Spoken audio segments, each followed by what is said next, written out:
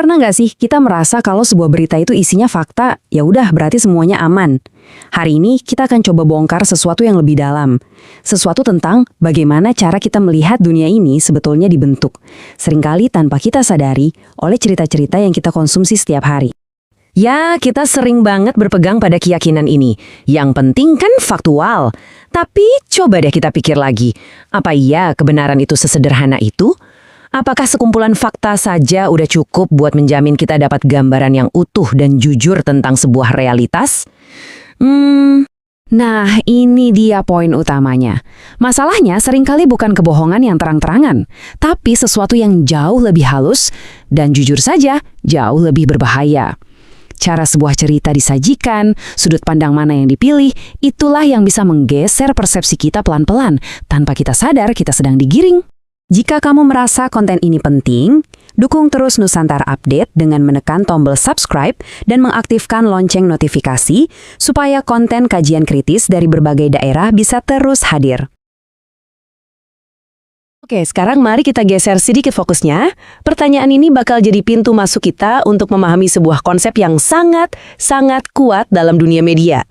Kita masuk bagian pertama, memilih perspektif.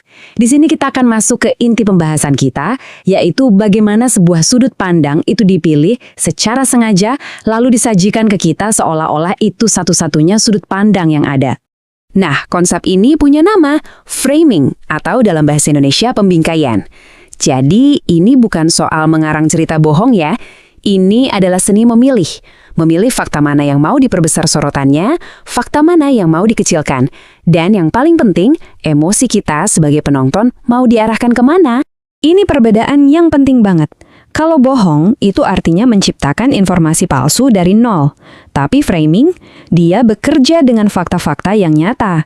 Dia cuma memilih, menyusun, dan menyajikannya sedemikian rupa untuk membangun narasi tertentu.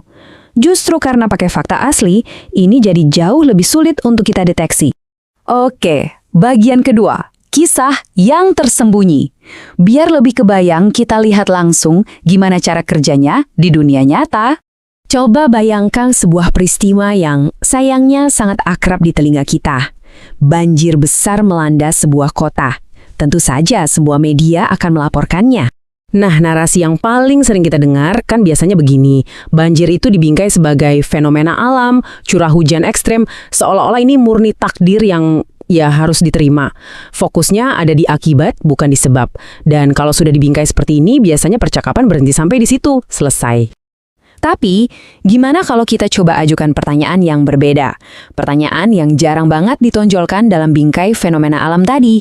Pertanyaan ini seketika langsung menggeser fokus kita dari alam jadi ke tanggung jawab manusia.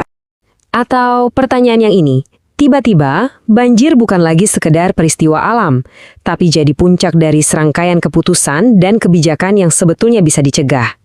Dan dari sini, kita bisa bertanya lebih jauh lagi, siapa yang diuntungkan dari penebangan ini? Dan sampailah kita pada dua pertanyaan paling inti dalam analisis media. Saat sebuah peristiwa dibingkai dengan cara tertentu, sadar atau tidak sadar, ada kepentingan yang dilindungi. Jadi, tanyakan, siapa yang diuntungkan? Dan sebaliknya, siapa yang dirugikan? Yang penderitaannya dianggap sebagai kewajaran belaka? Pola ini, teman-teman, terjadi di mana-mana. Pilihan kata itu punya kekuatan luar biasa. Bencana alam menjadi takdir. Kenaikan harga kebutuhan pokok dibilang dampak global. Penggusuran paksa dilunakan jadi pembangunan. Dan kritik yang tajam langsung dicap anti kemajuan. Lihat kan, bahasa dipakai untuk menetralkan masalah dan menghilangkan jejak tanggung jawab. Tapi penting juga buat dicatat ya, ini bukan berarti semua jurnalis itu punya niat jahat. Seringkali framing terjadi karena ada tekanan sistemik di baliknya. Siapa sih pemilik media itu? Dari mana sumber uang iklan terbesarnya? Dan kepentingan politik mana yang sedang bermain? Faktor-faktor inilah yang seringkali menentukan cerita mana yang aman untuk diangkat dan mana yang lebih baik tidak usah.